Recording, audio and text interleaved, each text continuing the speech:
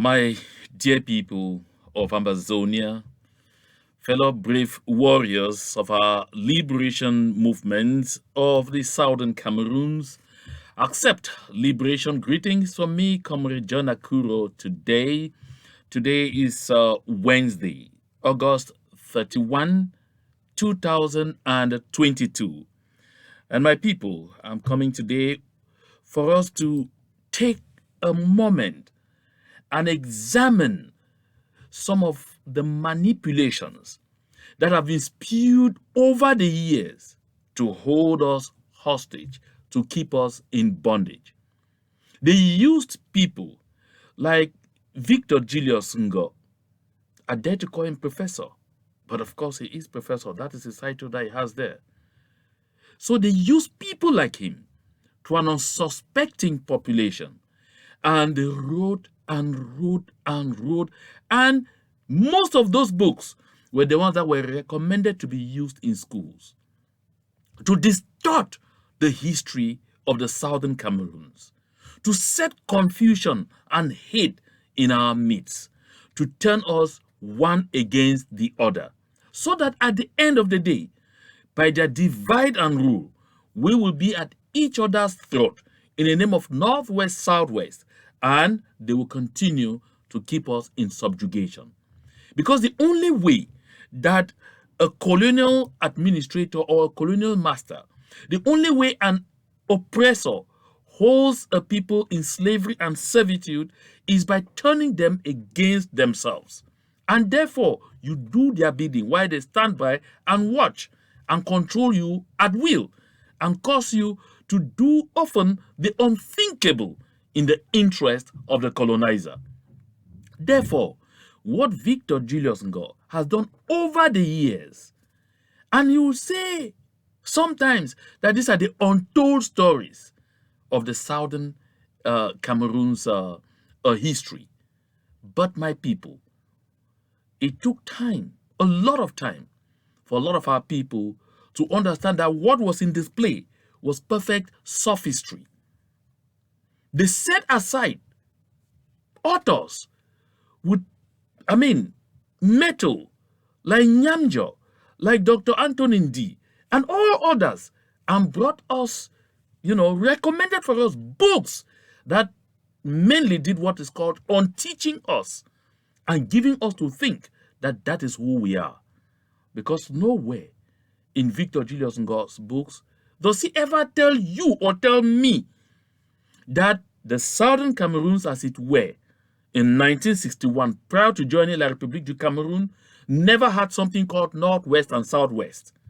But when they spend their time, and he says in his book that the people from the Northwest cheated those from the Southwest, so seriously marginalized them, you have the feeling, therefore, that this construct existed prior to the southern Cameroons, to the once independent state of southern Cameroons, prior to the former UN Trust territory of southern Cameroons, so call it British Southern Cameroons, ever existed in the form Northwest and Southwest before 1961 that we joined with La République du Cameroun in an unfortunate setup that simply put us into annexation.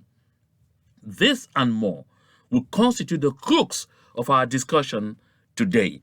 And so I have a recording of Victor Julius Ngoh spewing even more lies, doing even more sophistry, supporting himself with documents, but not telling you the entire truth by the use of half-truths. I mean half-truths. I know half a truth means no truth at all.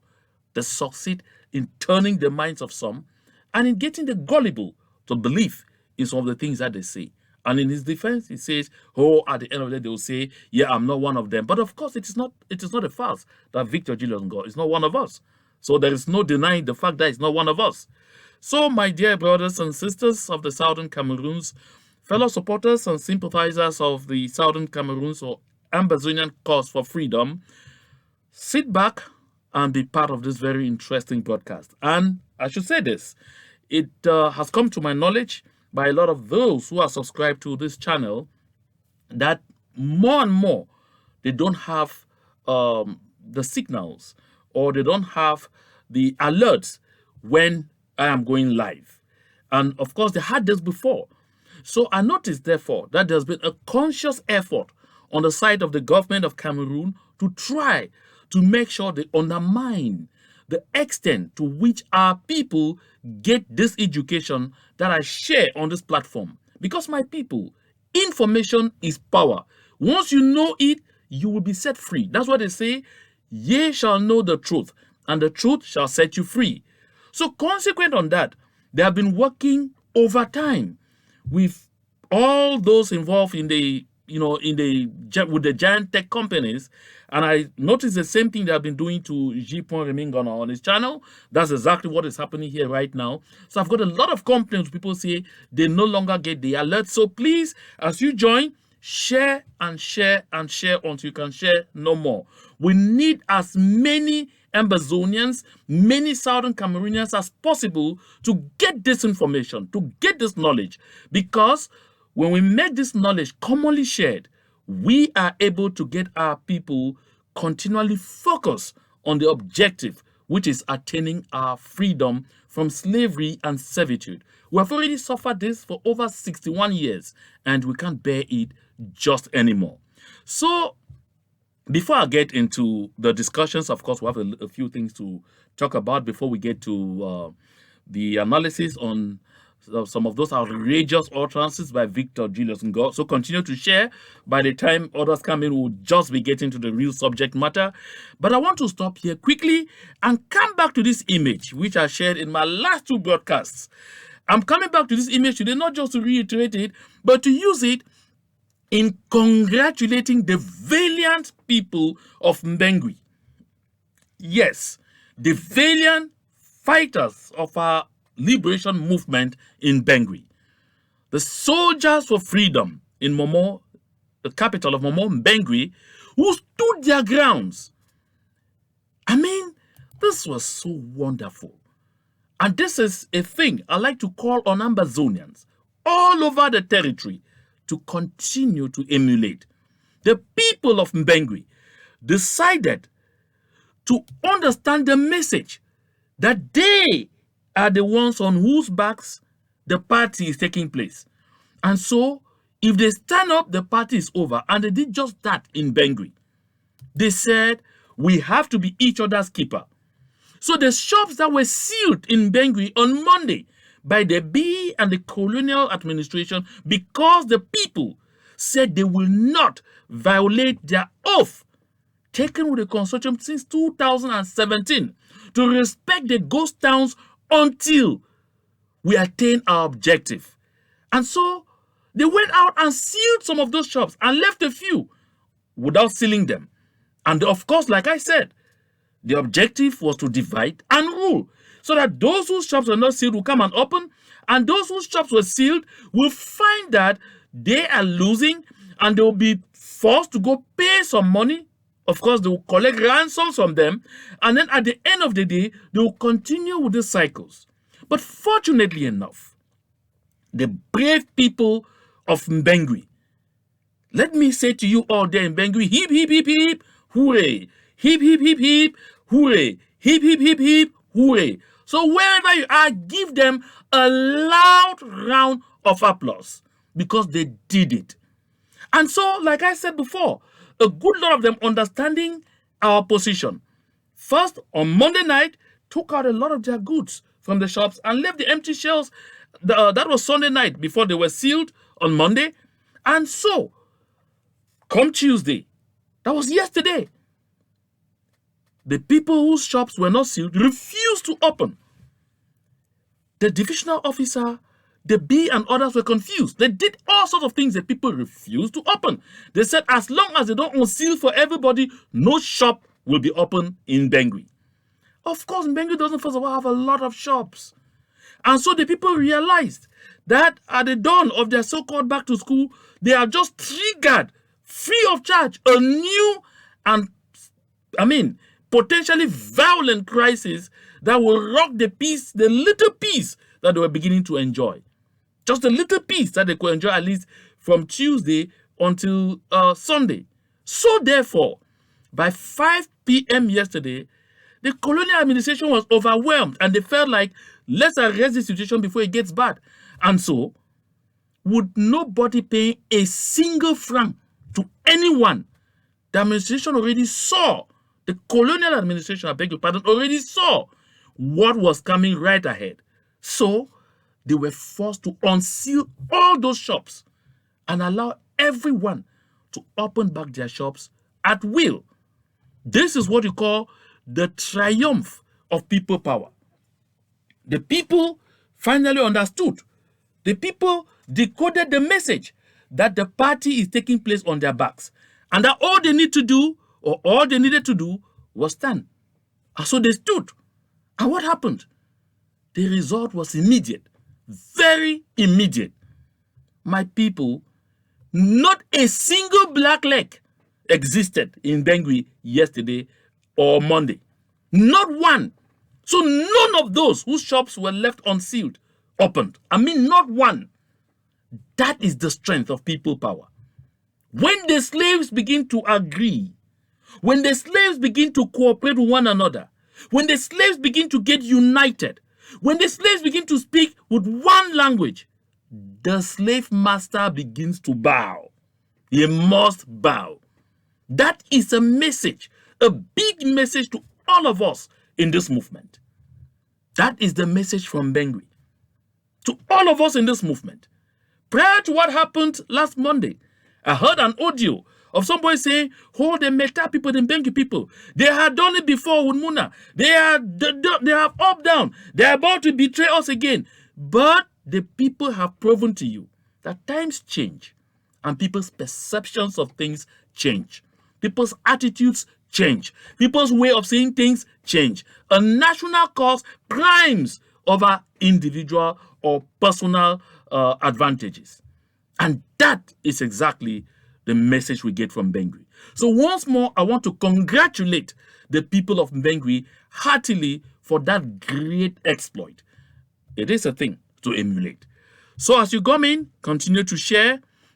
And so I'll just take a quick break. And when I come back, we will get to some other very interesting issues. Short, and then we'll move on to Victor Julius Ngoh.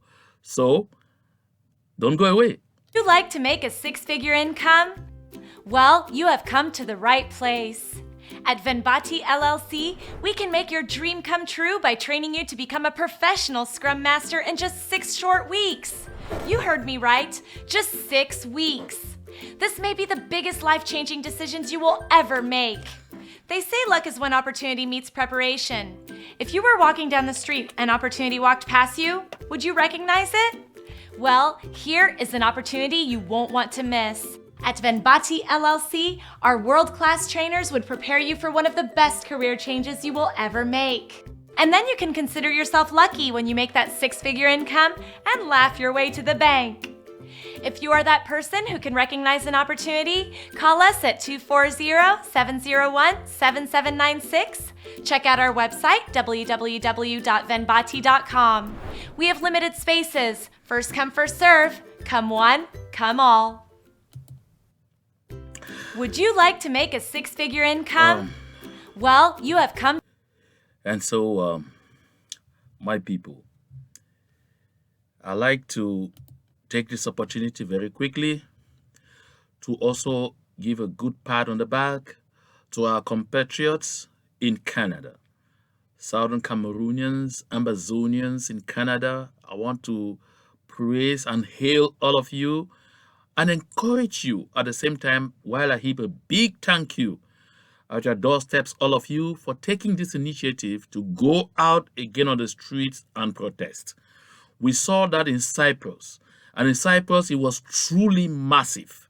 Southern Cameroonians, Amazonians came from all the nooks and crannies of Cyprus. I was even really surprised to see that we could have that number of people in the streets. And they were able to make their voices heard. They were able to deliver a message to the UN authorities and the authorities of that country present in Cyprus. And I took upon that opportunity to call on all our people, wherever we may be, let us take back to the culture of getting onto the streets. And so, like I announced earlier, the people in Canada decided also to take the bull by the horns.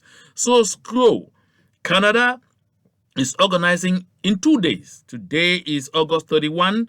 And so on September the 2nd, that is Friday, in 2 days, all roads will lead to Ottawa in Canada. All roads will lead to Ottawa in Canada. And my people, as you see the flyer here, I will show it at least twice before the end of this program. So they say there will be a pickup location, and that will be at 2625 Western Road, North York. That's in front of the Canadian Tire. So please don't miss this opportunity. If you are in Canada, even if you are in Toronto, you are in Quebec, you are in whatever part of Canada, please move to Ottawa. Be part of this movement. Go out there. You are protesting not only for the release of Comrade Abdul Karim Ali, you are protesting for the release of all those who have been captured, kidnapped by La République du Cameroun, abducted from here and there, and taken to the various dungeons that they run across their country, and in some in our territory. Listen, you are in Canada, make it a date. Forget whether you belong to SCRO, whether you're a member of SCRO or you are not, you are first and foremost an Ambazonian. First and foremost, a Southern Cameroonian. It is the time to rise again. Let us get up again and make our voices heard. And always remember, when it comes to street protests, there is no such thing as consortium, no such thing as EGOFC, no such thing as IG, whether it's IG Marienta, IG Sako, or IG Ayuktabe, no such thing as Morisk, no such thing as APLM, no such thing as SCLC. We only have Ambazonia. We only have Southern Cameroons. So go out there with that spirit. We all win when we go in that fashion. So don't miss this rendezvous, and don't look for any pretext at all to miss that rendezvous. And now on to this. We all heard, like I announced in the last broadcast, that La République du Cameroun says schools will reopen in their country and on the territory of the Southern Cameroons on September 5. That is next Monday. That's September 5, 2022. We also heard from actors in our liberation movement on Ground Zero, from Amoka of the Buffaloes of Balenyonga, and we also heard from Bitakola from the AMF, and of course the two that were speaking on behalf of the entire self-defense volunteers groups on Ground Zero. And they said the reopening will rather be on October 4. It's true that there's a lot of discussion going on behind the scenes to make sure that some adjustments could be made just to ensure that while we defy La République du Cameroun by not respecting their dates and their calendar, at the same time, we don't also create a huge gap for our children. I guess those discussions are ongoing, and I'm wishing that at least they bear fruit in the days ahead. But all the same, what I'm saying here is, we notice, therefore, that because it's been the philosophy of our liberation movement that La République du Cameroun in their government schools do some of the things we don't want, like teaching with history books written by people like Victor Julius Ngoh, simply on teaching our children, and promote bringing people who teach in languages that our children don't even understand, and cognizant of the fact that this phase of our movement was even triggered by malpractices by the Cameroon government in our educational system, people said we are more comfortable operating with the private schools, the mission schools, and community schools. And today, you therefore find the government of La République du Cameroun, through its colonial representatives on the ground called SDOs, coming out with prefectural orders to ban the opening or functioning of community schools in our various localities. Now look at this. When they said they ban community schools, if you're not vigilant, you may think that perhaps it's something else that you are hearing, that some kind of clandestine things which do not actually, have any qualified persons teaching children there and all or not. Hell no. It is when they publish the list of the so-called community schools that they are banning that you understand their real motive. Look at this. If you look at this list clearly here, you see community school at Chialam, community school at community school Ntum, CS, that is Catholic school Mbingo 2, CBC, that is the Cameroon Baptist Convention School, Bois, CBC, Balilu, CBC, Fusejo. In short, you see CBC there a lot. CBC, CS, PS, Presbyterian School, Ginicom, all of this.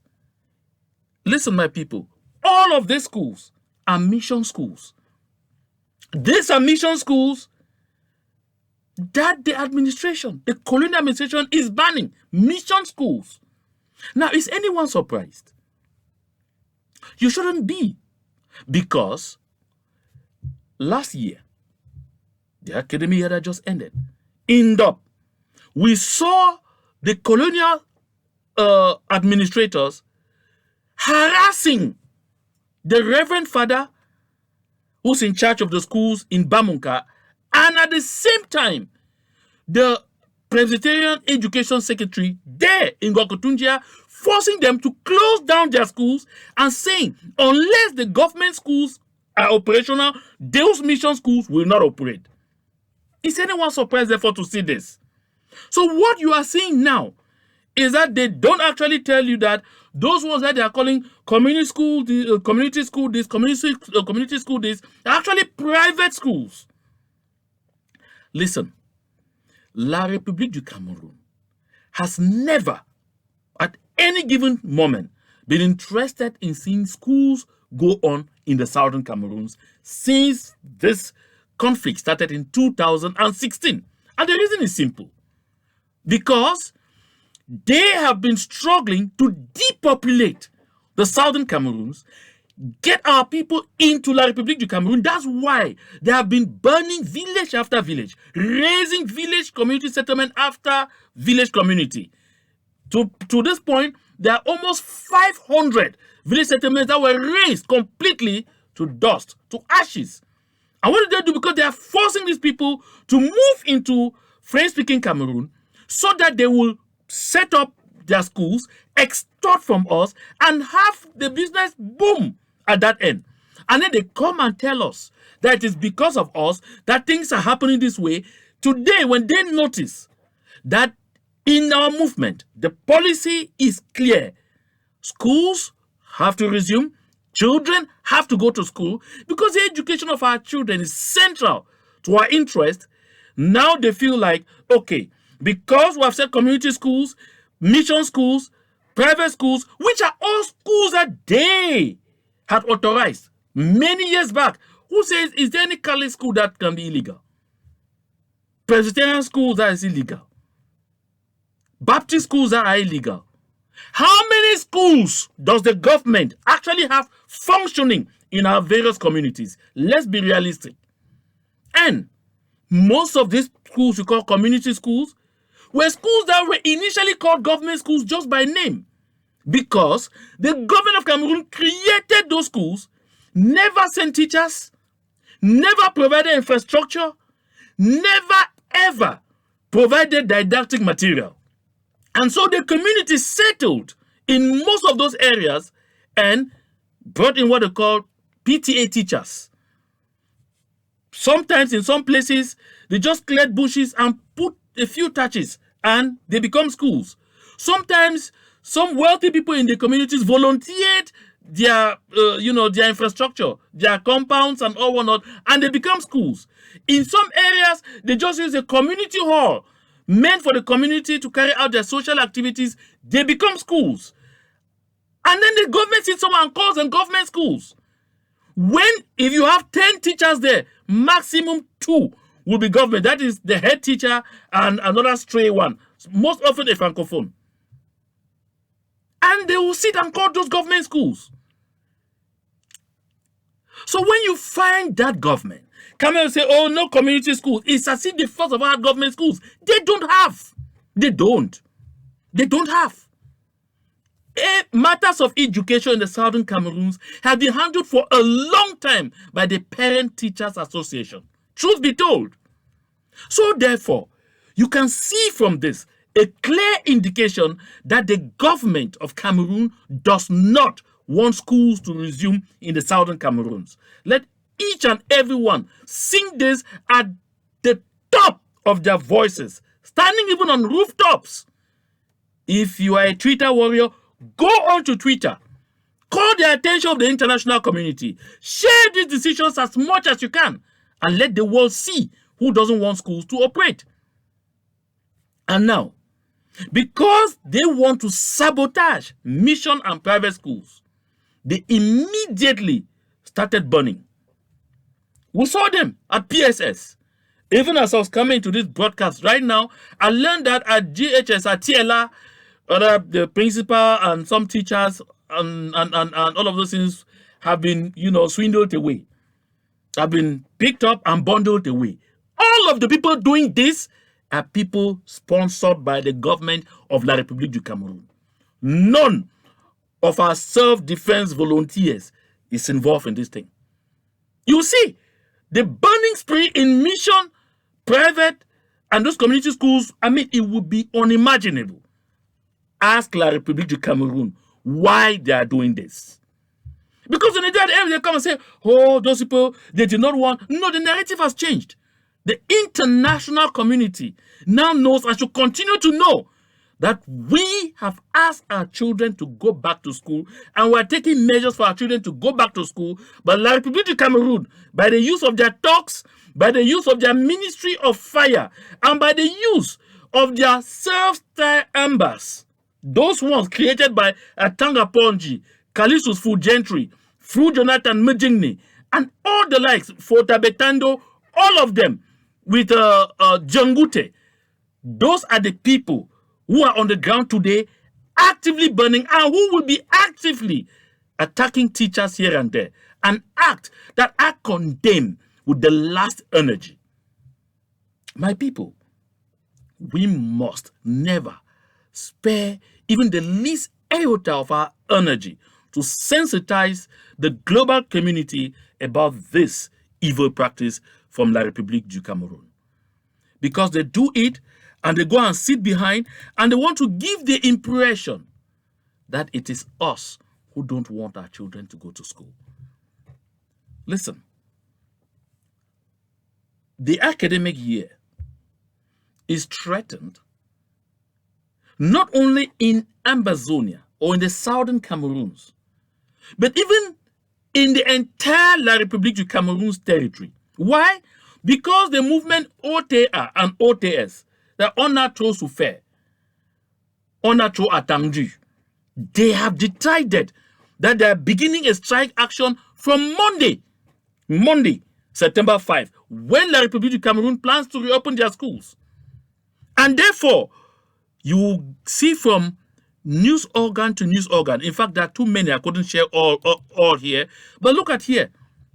Back to school 2020. Government overhauls security machinery.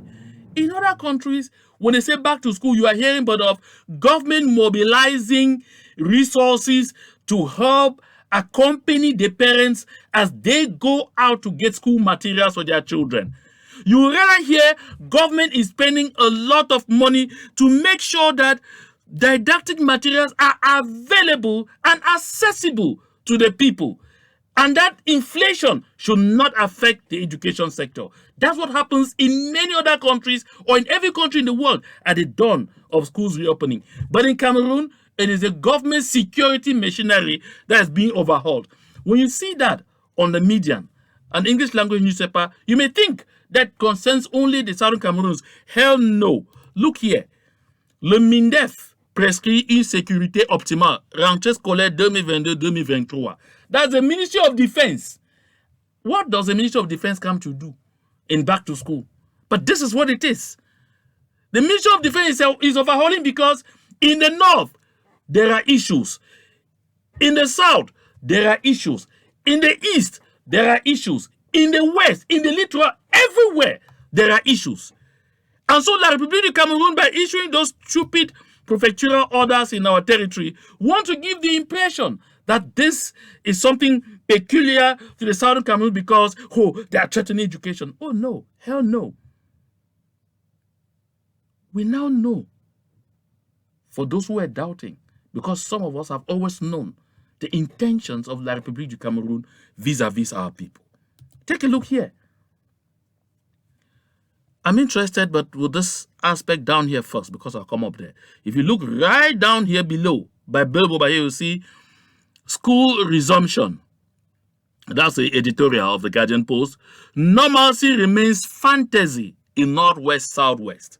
You know, they have tried over time to lie, to give the impression to the international community things have come back to normal, or everything is over, the conflict is over. I mean, everything is fine. There are just some few pockets of resistance, and before long, life has come back to normal. Of course, notwithstanding the fact that they still keep struggling to fight ghost towns, which they themselves respect. True, which they themselves respect. Very well. None of them slate any event on Mondays in Southern Cameroons. Nowhere do they do that. They know that nobody will come out. They know that they themselves will be at risk loitering around, because people will look at them and be wondering, I just want some space, or what is happening here? But they'll tell you, normalcy has come, and all of those things. And they know that they are lying. My people of Ambazonia, we have been fooled over and over. But from 2016, we said the party is over.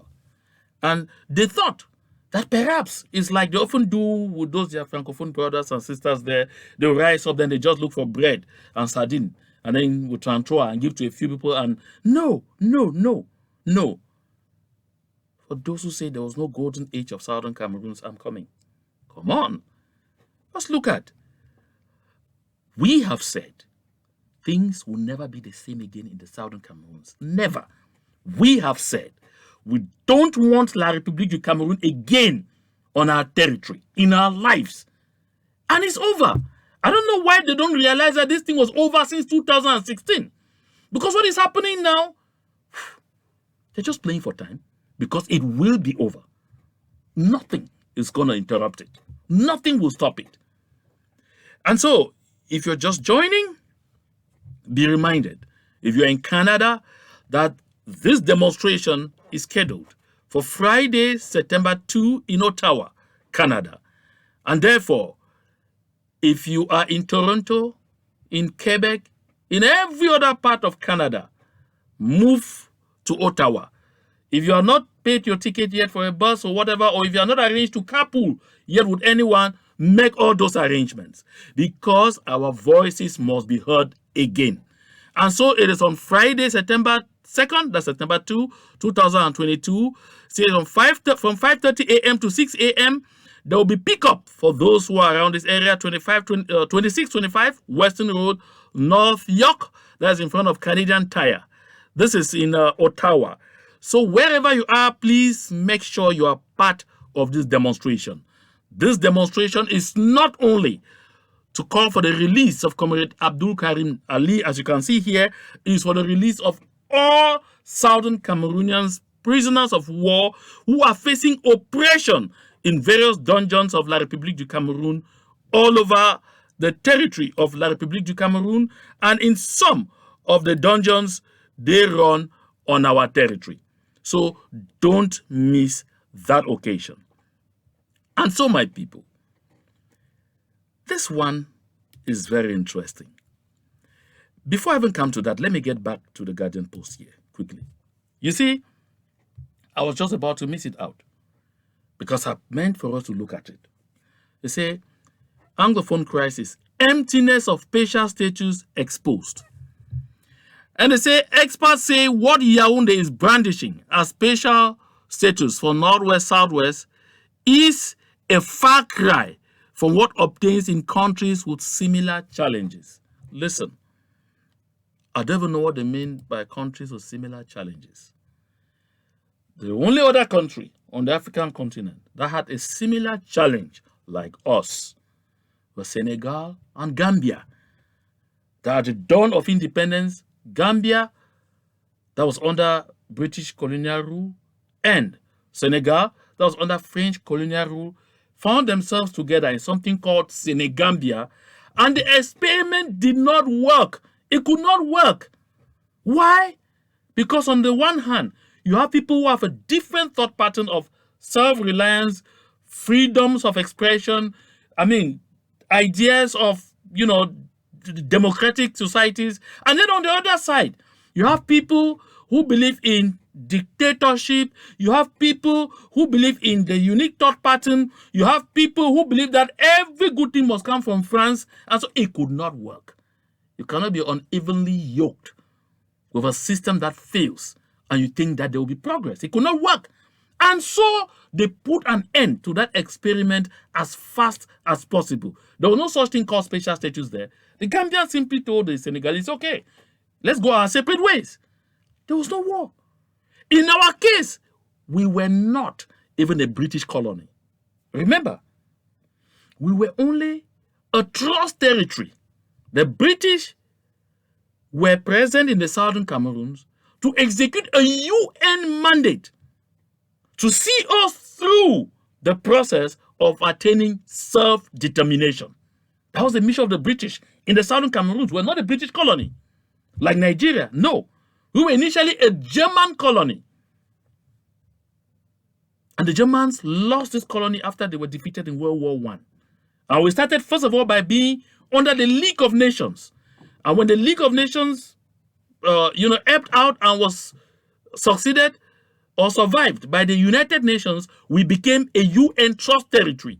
Just like La République du Cameroun. La République du Cameroun was not a French colony. It was also a German colony. So my people, this issue of spatial status, I don't even know where it came from. And so even when they make those kind of fantasies, La République du Cameroun knows they never have good intentions even for 1 second. No. Anytime La République du Cameroun tells you, oh, I'm so excited now that I want to give you 10 kilograms of beef to go and enjoy yourself, start counting on 1 kilogram. If you are fortunate to have 1 kilogram, they never have the good intention. They never have goodwill. They never, ever live up to their expectations. La République du Cameroun, they never keep to any promise or keep to any agreement for that matter. So don't even bother to get into any agreement with La République du Cameroun. So when it comes to talk about special status, who is giving special status to who? It only had to be empty.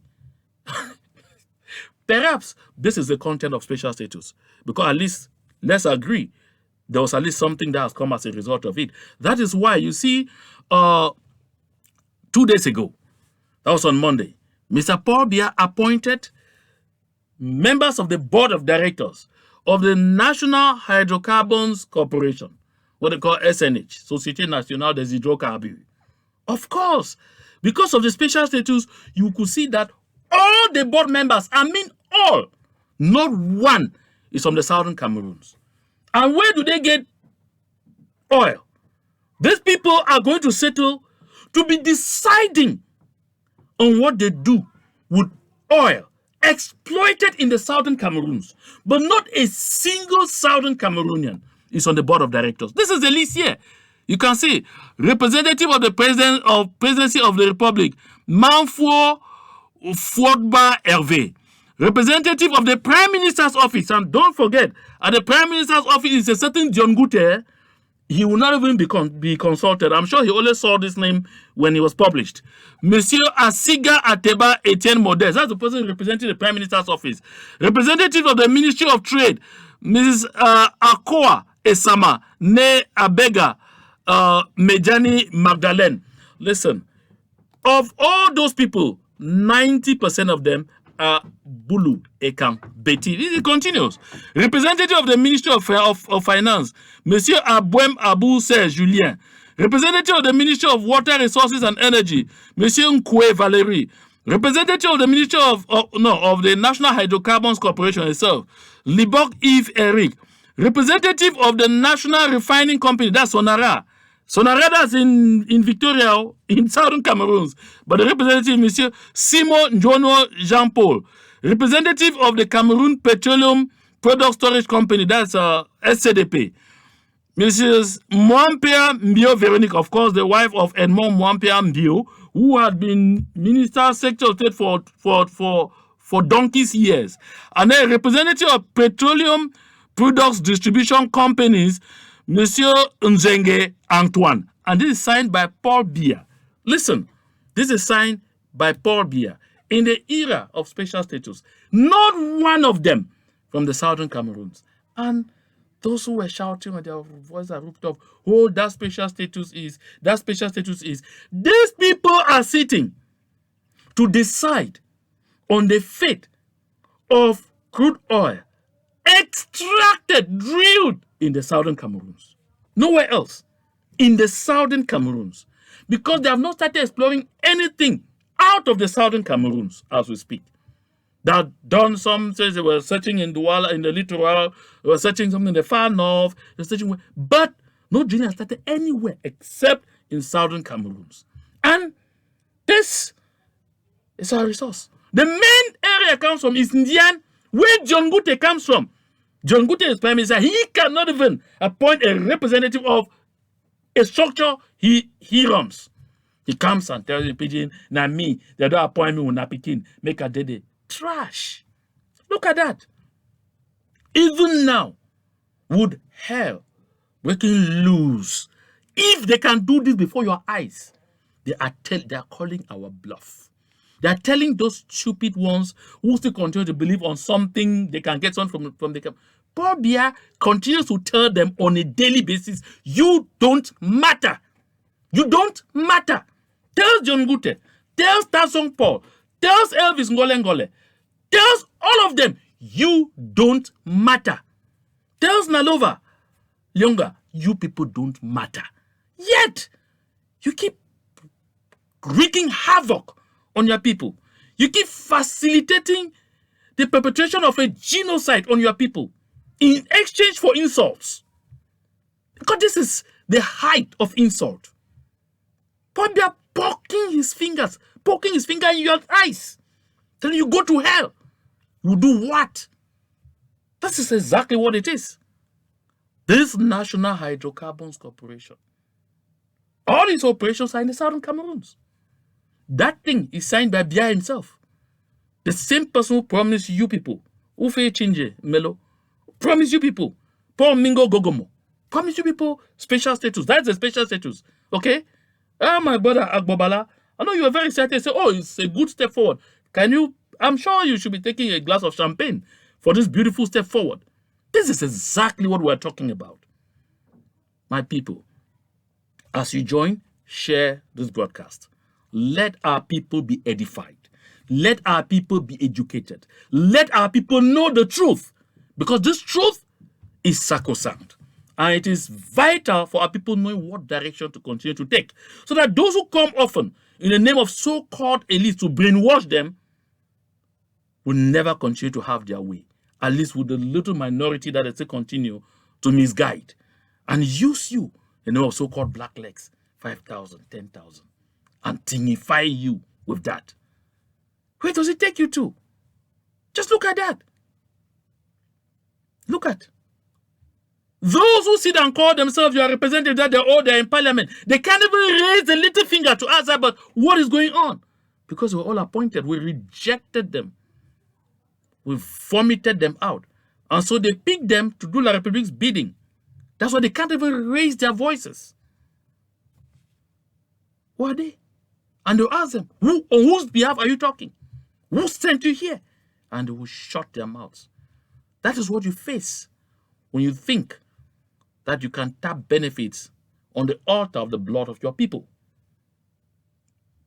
And then, to push the button further, this is one piece of provocation again too many. There are even two. Let me begin with one here. Take a look at this. You see somewhere up here, oh, did I? Yeah.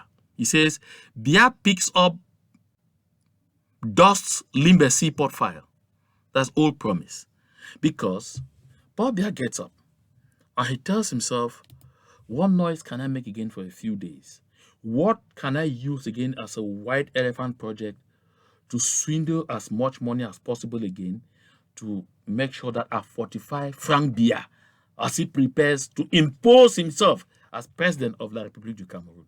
I say, okay, Limbe Deep Sea Port Project, let's talk about it. They are now going back to begin feasibility studies again. And only feasibility studies will cost the money that should be 4 of those seaports in southern Cameroons or elsewhere in the world. 4. That's what is going to happen. And those feasibility studies will not be completed until Biya takes his next mandate in 2025. And then to add insult to injury, they come now with the next one. In the same line, Minister of Transport of that country, Ernest Bibehe, says, on the instructions of Mr. Paul Biya, they are going to rehabilitate, because you use the word rehabilitate, although some people have misunderstood it to mean construction. They're not constructing airports. Rehabilitate the airports in Tiko, in Betwa, and in Kribi. And he says this has to be done as fast as possible, following the instructions of the head of state. Listen, my people. This is what is at stake. I have said here over and over that the Bulu Ekan Beti tribe are preparing to secede because they know that the country is going to fly into pieces. They know that La République du Cameroon will fly into pieces. In my next broadcast, we will listen to Issa Chiruma Bakari when he was talking sound. You will hear what he says, and you will understand why the Bulu Ekambeti tribe are doing what they are doing. Listen, when you see this, the real projects involved here are Kribi and Betwa. Tiko is just an appendix to give the impression that it is some across the board kind of things. They just want to touch a number of places. No. Take a look at all the structural projects that have been executed in La République du Cameroon in the past 10 to 14 years. Everything has been in the southern grid. Center, south, east. Look at the deep sea port, Kribi.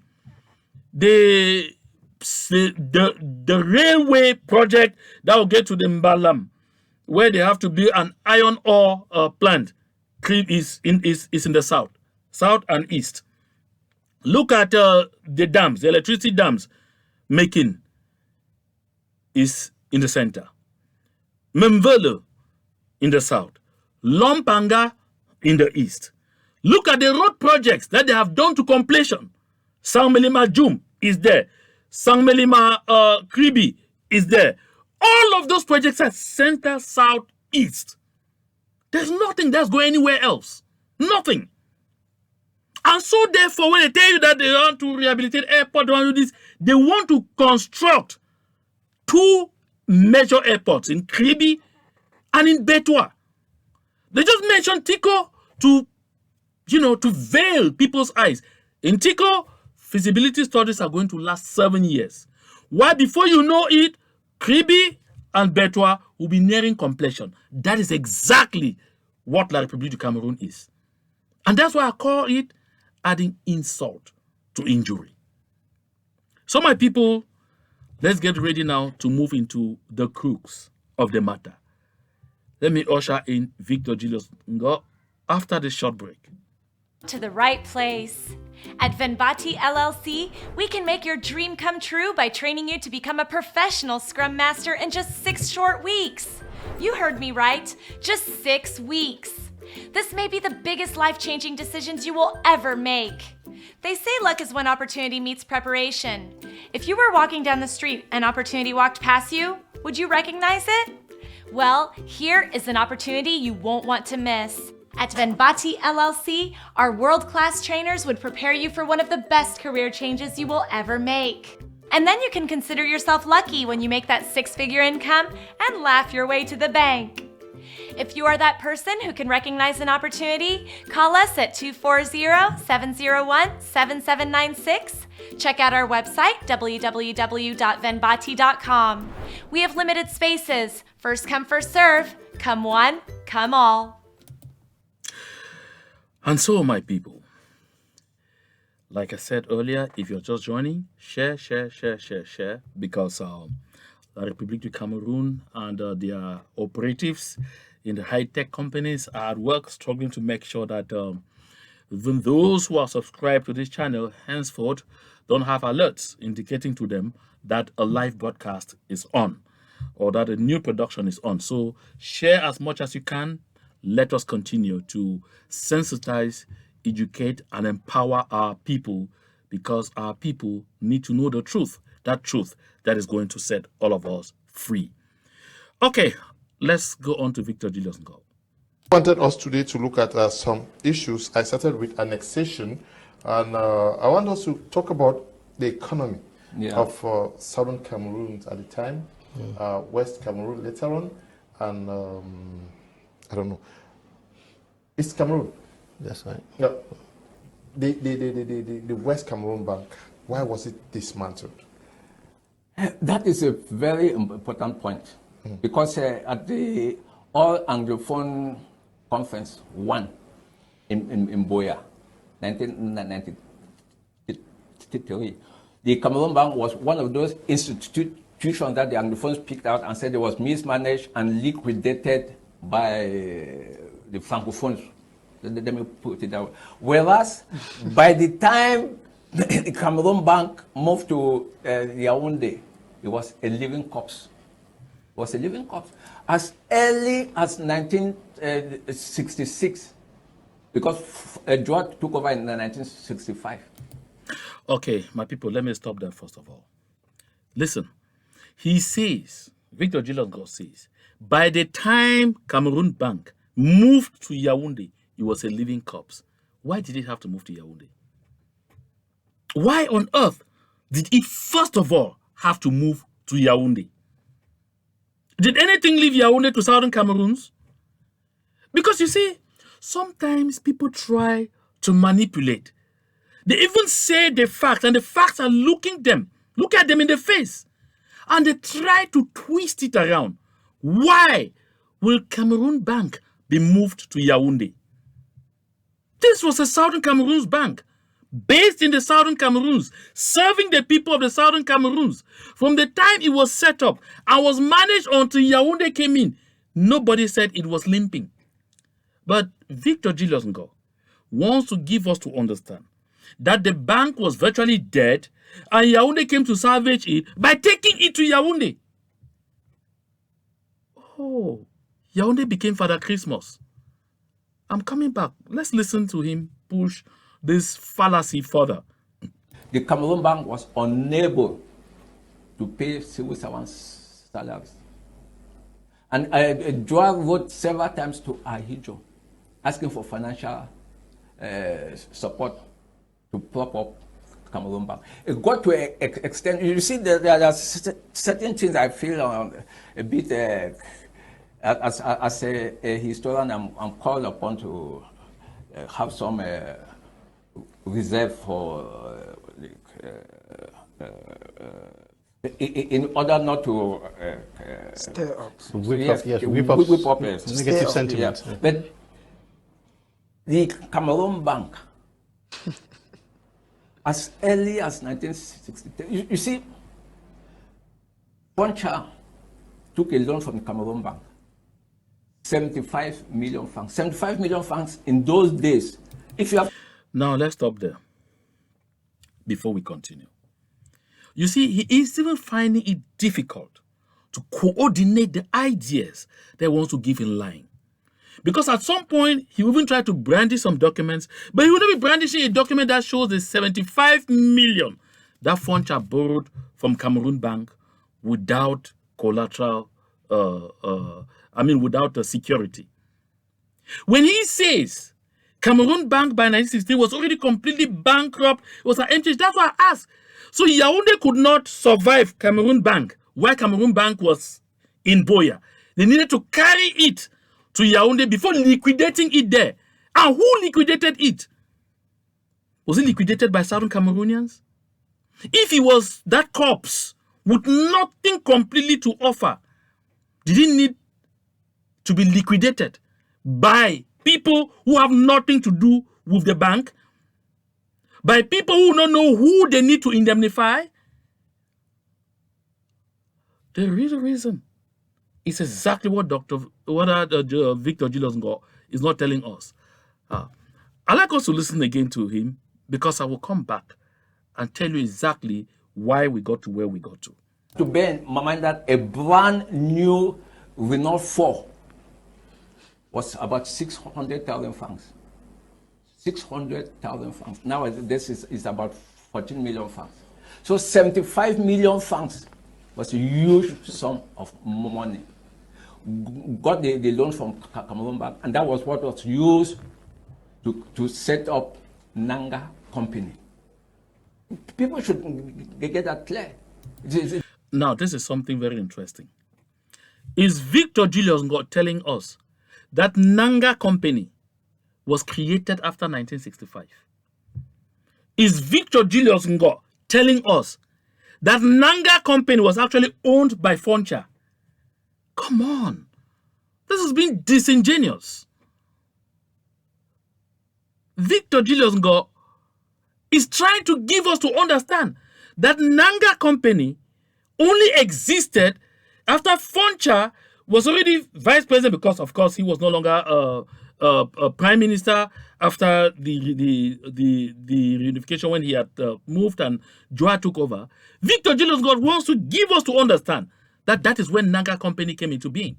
But those are companies that existed prior to us getting in this unfortunate union with La République du Cameroun. And nowhere do we find that Foncha was the owner of Nanga Company. Nanga had been a big businessman. Nanga, Kilo, all of these guys. So is Victor Julius Ngoh also going to tell us that when Joa came, Joa took 75 million to set up Kilo? Come on. Let's go further. It's not just talk. And Lebaga, who was the manager of the West Cameroon Development Agency, and Ngwana, who was the director of Cameroon Bank, said it very clear during an inquiry that the Foncha took 75 million francs from Cameroon Bank. I have it here, if you want to see it. Okay. So the Cameroon Bank, for whatever... One thing I'm surprised about is that only Victor Julius Ngoh has his documents. Why has he never published these things in the history books he has written, in the hogwash he has published year in, year out? Because La République du Cameroun sits at some point, they say, but how do we continue to bring trouble? How do we continue to set confusion amongst people? How do we continue to demean them? How do we continue to make them look stupid? They go and, bring some hogwash of documents to come and say, I have the documents here. I have them here. And they're only in the hands of Victor Julius Ngoh. Victor Julius Ngoh was the only historian who has access to them. And a tone fellow. Because he will say somewhere here that, when I talk, they will say that I'm not one of them. But of course, the fact that a tree grows in water doesn't make it a fish. And let's listen to him because, like I say, I want him to get to the end of his thought. So I tell you exactly how we got Cameroon Bank to that point where it was. It gave loans without enough collateral security, to the extent that the checks issued by customers of Cameroon Bank, the checks were not accepted, even when the Cameroon Bank endorsed the check.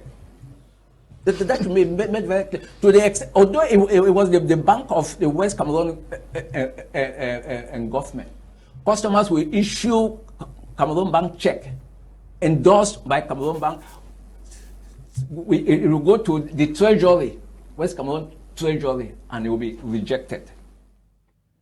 You know what that means? That should give you an idea. And we are talking of 65, 66. 65, to the extent that several meetings were held, chaired by the permanent secretary of the PM's office, to see what can be done to save Cameroon Bank. January 1966. This is it. January 1966. Prof, you need to photocopy some of this and share with us so that we can read. January 1966. This is it. And there were instances where those who took loans played a trick and could not pay. Now, let me pause a bit there. Because all of this trash that he's saying has a clear-cut explanation. And that is exactly the explanation Victor Julius God keeps aside. If you know the meaning of the word sophistry, sophistry is sophistry.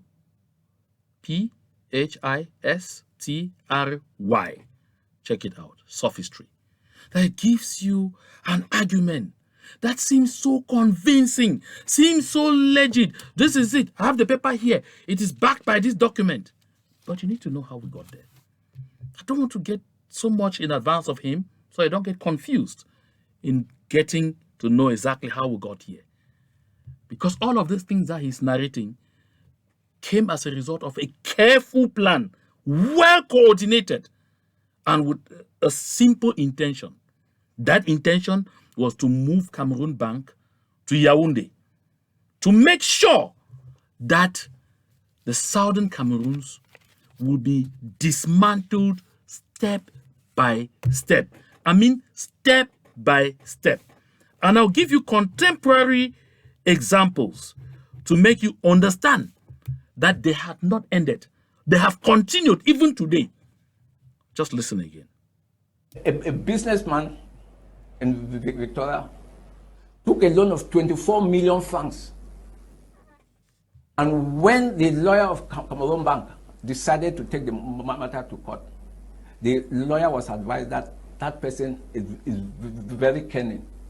He has put the houses that he gave us shorty in the name of his family members, and the government, I mean the bank could no longer seize the buildings. My people, let me stop here. This is the height, the height of lies telling. This is the height of manipulation. Anybody who has done even elementary economics, elementary, if you have just O-level economics, you don't need advanced level economics like some of us, you have done just O-level economics, you understand that what this man is talking about is heresy.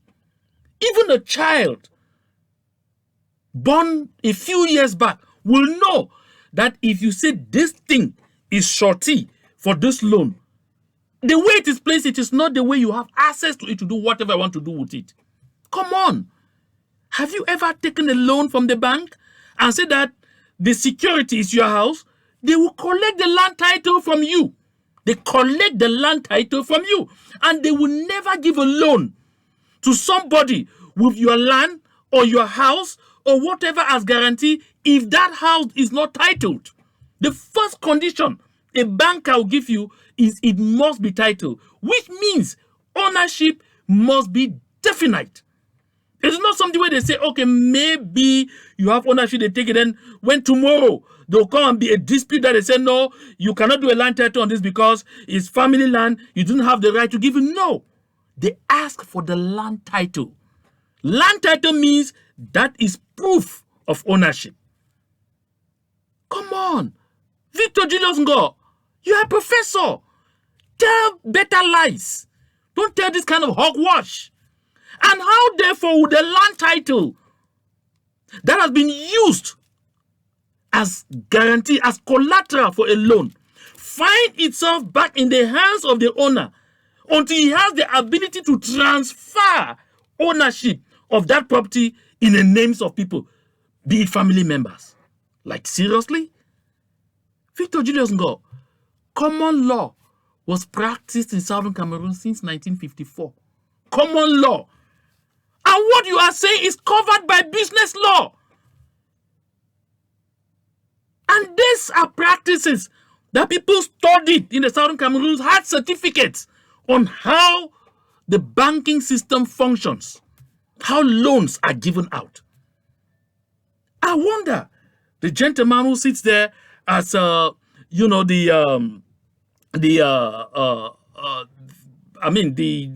journalist in the studio, I don't know if he is not knowledgeable enough, if he is not aware of this common thing, to ask Victor Julius Ngoh to explain how such a thing was even possible in the first place. How is such a thing possible? Come on, give me a break. It doesn't happen anywhere. It has never happened anywhere. Even in our various Njangi groups, we call them Njangi groups. If you say, I'm putting my car as shorty, they collect the car registration certificate from you. You can't transfer ownership. You can't. So how on earth will somebody take 24 million at the time and give security? So how did he give that security? How was it security if it was still at his disposal that he could change ownership at any time? How did it become security? Victor Julius Ngoh, you make me, that's what I said earlier, that, well, Professor, let me call it. But you make me, at this particular point, to begin doubting that calling. It's simply embarrassing. It is here.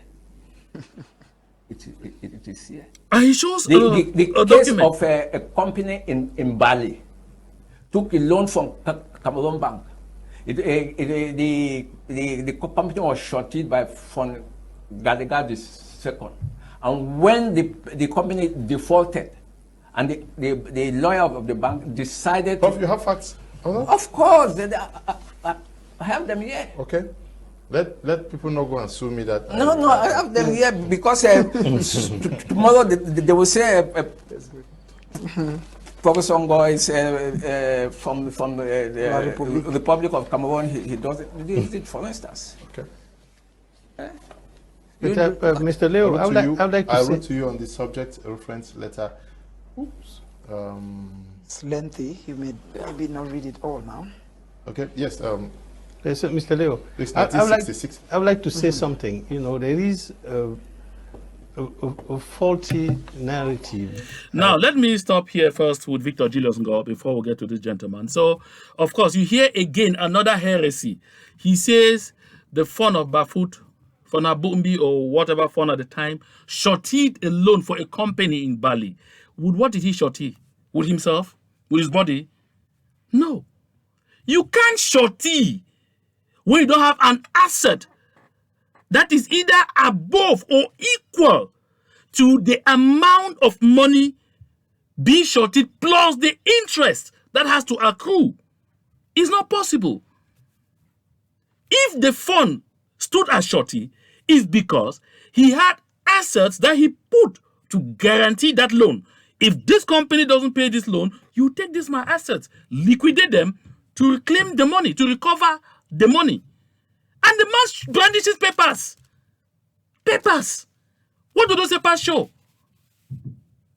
Listen, my people. Let me get to the crux of the matter. This is what happened. When the Southern Cameroons accepted to get into this unfortunate union with La République du Cameroun, something happened. And the intention of what happened was simply to cripple the economy of the Southern Cameroons and install dependency, to make the Southern Cameroons totally dependent on La République du Cameroun for everything, such that we will never be able to assert ourselves when they ignite the assimilation machinery.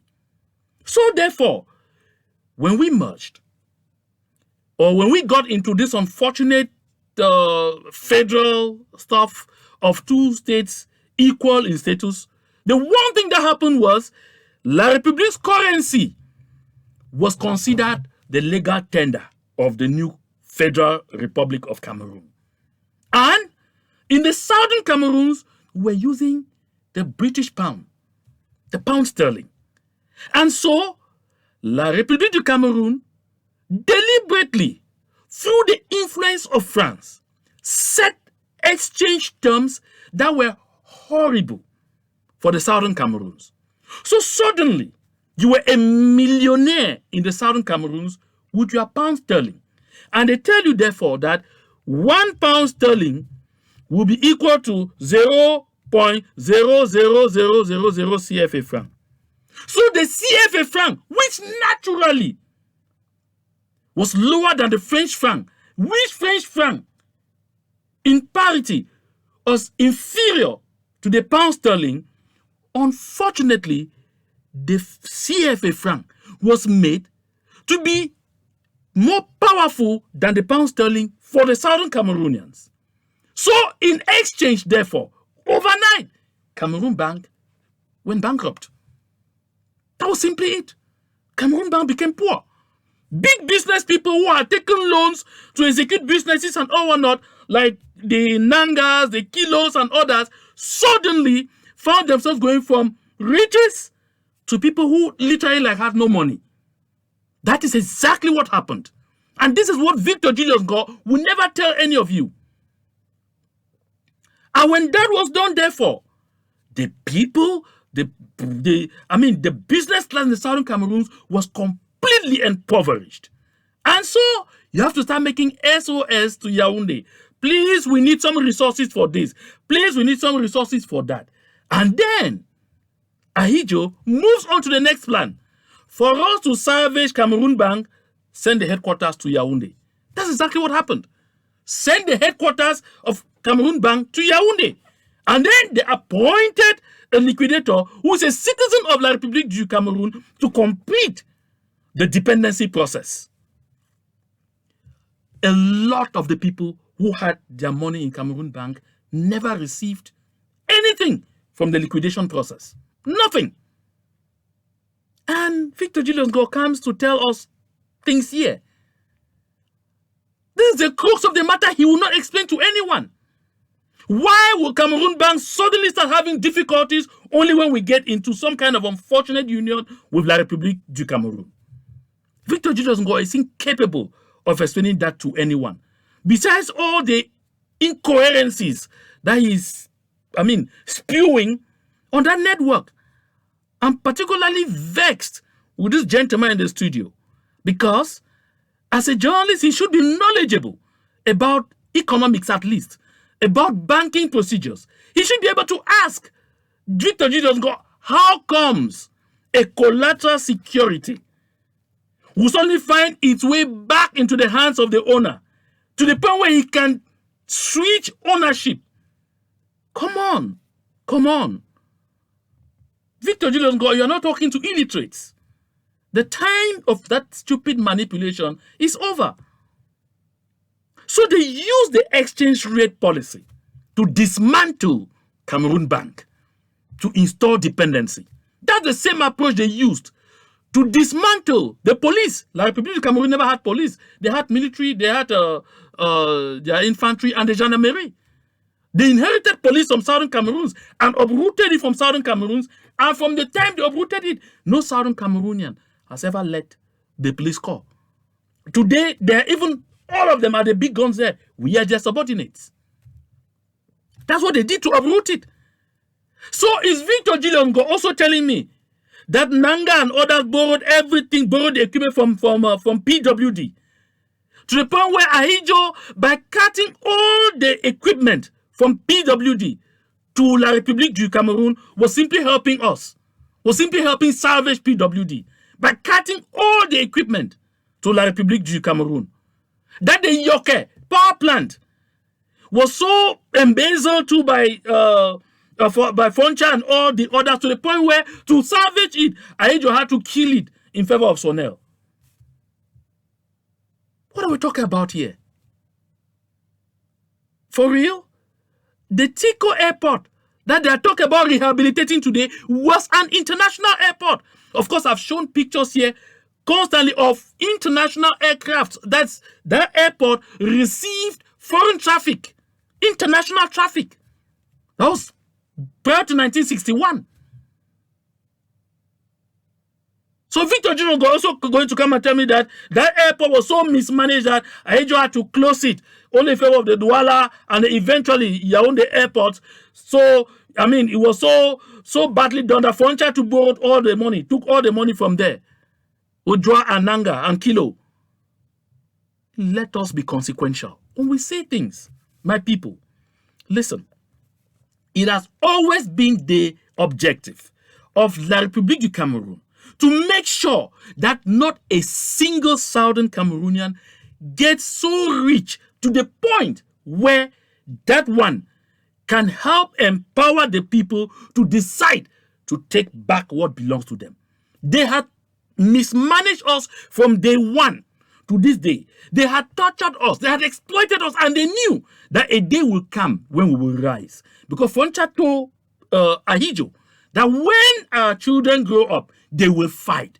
Ahijo was aware of this fact. So they had to make sure that they keep our people under constant impoverishment. If any Southern Cameroonians started rising financially, they made sure they broke you. They found a way. Because how did Ahijo clear all the rest? When they took Cameroon Bank to Yaoundé, Ahijo made sure they gave major contracts to Nanga, to Kilo, to all the Southern Cameroon's business people. And when they executed, they refused to pay them. They never paid a good lot of them unto death. The reason was simple: break them down. And that has continued. That is why today, all the major companies in Southern Cameroon pay taxes in Douala or Yaoundé. That's what it is. Pamol, that is in Lobe. In Indian that has no roads, pays taxes in Douala. CDC pays taxes in Douala. You see the big transport companies, Amu, Mezam, Guarantee, all of them, Muramo, they are forced to pay taxes either in Yaoundé or Douala. Reason? Because they want that when our business people execute contracts in our territory, there will be no money at our treasuries to pay them. For that reason, they have to depend on Yaoundé to send money for them to be paid, and they will fragment and control and make sure that at the end of the day, by the time you are paid, the bank must have consumed a huge chunk of it in interest. That's what it is. And so, to make sure that they push it to a certain level, when Mr. Tasha Lawrence, if I'm mistaking the other name, created Amity Bank, and Amity Bank took wings, what did the government do? The government had to align with one Selenu from the West region to make sure that they destroy until they ejected Tasha from his own bank. I mean, Tasha went one case after case after case until this day, never had a foothold back in Amity Bank. They took Amity Bank away from him. And then came Zachary Awanga of blessed memory with a national financial credit. He started small as a microfinance, grew very fast. When they saw that this bank was getting to places, they came up with a trick. And the person they used was Chimi Evuna. They used Chimi Evuna to deceive Awanga Zachary into becoming a partner for one so-called company that had to be assembling buses and tractors in Cameroon. Poor Awanga went and obtained land, somewhere in Bamenda, huge land, where they had to be assembling those buses, and Chimi Evuna gave him to understand that the Yaoundé City Council was about to set up a company to replace the old Sotuk. And so they will acquire all the buses from him. They made him to understand that even the Douala City Council will do the same. And virtually all the city councils will, so there will be need for all those buses. And what happened? Mr. Wanga dived into this, all this arrangement with them, and invested a lot of money from National Financial Credit with the hope that when the project takes off, he will be able to put back the resources, and boom. They knew what they were doing. That was to make him dig his own grave, and they buried him inside. That is how, in the end, these projects were all white elephants. Awanga lost everything. They took the bank from Awanga, put in their own people, who now went on to give huge loans to Betty people without collateral. And at the end of the day, they had to put the bank under rehabilitation and ejected Awanga as board chairman, ejected all the people he brought in there. By the time he was there, Awanga had to get into politics, become a senator, do all kinds of things to see if he could manage to recover. Even the Samaritan Insurance Company that he created, they ended up taking it from him. That is who La République Cameroon has been to us. And Victor Julius Ngoh is here talking. Look at Union Bank. Union Bank of Cameroon, that's owned by the credit unions, has gone through the same cycle. They brought in Betty people to trick one Akene, who was Director General of Union Bank, set up a system, and they took huge loans and gave things that were like collateral, which at the end of the day, upon verification, a lot of those land titles were fake, fabricated from the ministry, but which were not valid, but which could be seen by the notary publics as valid. and they ended up finding out that these loans were not backed. Union Bank, if it was not owned by the credit union system, it would have crashed. And the ambition again was to take it over. And Victor Julius will come here and give this same narrative. My people, we have to be educated about the happenings around us. Because if you don't know, you don't know. You usually fall prey to these kinds of manipulations. Look at Kamkul. Who is doubting? You know, at one point, the Cameroon government, that was in the late 90s, felt frightened when they found out how much liquid resources Kamkul had. They found out that Kamkul had over 70 billion in raw cash. And because they had taken, confiscated Frundi's victory at the presidential election in 1992, they feared that there could easily be an insurrection, and what they had been expecting could happen sooner than later. They wanted to run Kamkul. So they appointed an administrator for Kamkul from Yaoundé and sent him to go to Bamenda and take over. And a Betty Boulou person to come run down the entire movement. Unfortunately for him, this was a different philosophy. And when the person came, the people asked him, are you a member of the credit union? No. Which of the bodies do you belong to? No. He said, this thing, you cannot be anything here if you don't belong to a credit union, and you're not a member of the board of directors of any of the credit unions, to find yourself even at the level of Kamkul.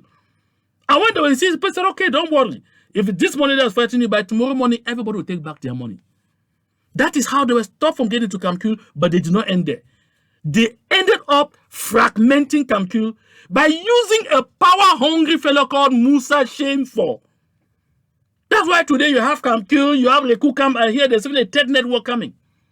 Because they had to flatter get into CPDM and will protect you to make sure you will violate all the rules of Kamkul that existed. That even made it possible for you to find yourself at the hem of Kamkul so that you remain there forever. And then so that they have an eye on exactly what is going on in Kamkul. That is who La République du Cameroun has been to us. That is who La République du Cameroun has been to us. Go and say that to the Blues, not to someone like me, who has had the opportunity not only to study some of this, but to talk to people. For 19 years, I've been inside that system, right at the heart of that system. I've gone through every little avenue. Don't come and say this hogwash here, Victor Julius Ngoh. Come on. I like our people to know these truths because it is very important. I know this particular outing is a bit long, but it is necessary. Take your time. Listen to it. If you are tired, you rest, get up back, come back to this channel, listen to this again. Do your findings. And you go to know why we should never, ever again have anything to do with La République du Cameroun. Let's take a last listen. The other gentleman is just talking inanities, but let's just listen a bit, and then we can close up. That we need to debunk, because in my view, it does not help us solve the problem that we face as a nation. Mm-hmm. The notion that there was a golden age at one point, yes, and that somehow things got bad on one side of Cameroon, didn't get bad on the other side. Mm-hmm. It is my view, and history bears it, that an oligarchy was formed in 1961. Okay. A thieving oligarchy made of factions of all the region of Cameroon. And they have mismanaged this country for the past 61 years together. And today, one faction of the oligarchy wants to present itself like, I wasn't responsible, like they were a victim. The Anglophone elite and the Francophone elite got together in 1961 and then set up an oligarchy that... Look, my people, I don't want to get into all of this shit. Listen, we all know what happened. There's no such thing as an oligarchy was set up or this and that. There was a golden age of the Southern Cameroons. Yes, there was a golden age. Southern Cameroons is the only country south of the Sahara in Africa that had a functional democracy right from 1954 has La République du Cameroun ever had? Has somebody in La République du Cameroun ever organized elections, got beaten at the polls, and handed over to the next? That happened in Southern Cameroons between 1954 and 1959. And that is a golden age. I don't know where this fellow is coming from. That is a golden age. The age where politics was not war, where members of opposing parties stood on the same soapbox. I know those who lived it and can visualize it as I'm talking about it. Stood on the same soapbox. KNDP, and you are, those names are disappearing from my mind. You are of the opposing party. I stand on the Romstrom, I campaign to the same crowd. I come down. You two come up, you campaign before the same crowd. At the end of the day, we both shake hands and we leave the place. At the end of the election, you win and I'm defeated. I come right for the people, I shake hands with you, I congratulate you, and I cooperate with you. What we see in America today, or before now, we saw in the Southern Cameroons from 1954 right up to 1961, before we got into this unfortunate experience with the République du Cameroun. It even went beyond when Joa became prime minister, until Ahidjo intervened and started appointing prime ministers in West Cameroon. That was Mona. What is this man talking about? There was a golden age where meritocracy was the order of the day. People were not just picked up because you knew this or knew that or knew that. No. We are thinking of the golden age of Southern Cameroons. We will have sanitary inspectors go from door to door to make sure that even people's living conditions in their houses met the basic hygienic conditions. What we see everywhere. If you live in America and in the United Kingdom, you must mow your lawn. If it goes beyond a certain level, the community will give you a ticket. Can that happen in La République du Cameroun? It happened in Southern Cameroons. That was the golden age. We lived in a community where our roads were maintained following a specific calendar. Even authors of La République du Cameroun say it. They did not wait until at one point our roads became impassable. Only when Ahidjo carted all the equipment from PWD and carried them to Yaoundé. That was a golden age, Mr. Man. Bribery and corruption was heresy in Southern Cameroons. That was a golden age. Does he know what they call golden age? My people, I get disheartened when things like this get circulated in our midst. This is why we have to do everything possible to make sure that our people get enough education and sensitization on a daily basis, because they have to keep knowing the truth. These peddlers of misinformation and manipulation have access. Why would this man of my media prime not call one of us? Call me. I challenge you on my media prime. Call Victor Julius Ngoh. Call me. I like to be with him on the set. He's a professor. I'm not. He's a professor. I'm a master's. Let's face it there. Come on. Don't give a pass to manipulators. And you come and say, they will say that I'm not one of them. It's As if it is a lie. characterized by bad governance on both sides of the country. Cameroon Bank died, but how many banks died on this side, on the French-speaking side? Almost the same. Companies, people are acting like companies just died. The banks and whatsoever that died on the other side, most of them died under Biya, not even under Ahidjo. They died under Biya when Biya established the Bulu Ekambeti thieving. Did Victor John also say the same thing of the National Produce Marketing Board? What happened to the National Produce Marketing Board? Of course, I know the Bellinger man from Essay in the center there, who crushed the whole thing and was given a pass by being appointed minister delegate at the Ministry of Finance in charge of the budget. Look, my people, some of these things, I don't even think there's any point listening to the rest of the hawkwatcher he's saying, because it adds up nothing. And so I want to end this broadcast. Let's look at this. This is what La République du Cameroun is known for. This is what has defined their community. And that's what makes the past of the Southern Cameroons a golden age. You see the gentleman in the middle here? His name is Basil Atanganakuna. That is the man who was reputed to have stolen over 80 billion CFA from La République du Cameroun and was in jail.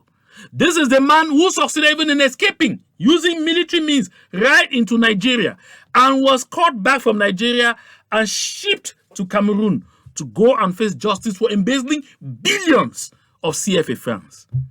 At the end of the day, he was jailed. And then they came up someday and said, of the over 40-something billion CFA francs, that's 40-something thousand million, that is told, he has returned about 1.3 billion. And so he should be set free. Now he was set free. This is him in the middle, Amugo Bellinga. The person you see to his right is, this one in the middle is Basil Atanganakuna. That was the man, the chief embezzler. He has to his right another bandit in the name of Amugo Bellinga, the man of radio, of television, Mille Collines in Cameroon, called Vision Card. This is him, Amugo Bellinga. And then, to his left, is the director of the civil cabinet at the presidency.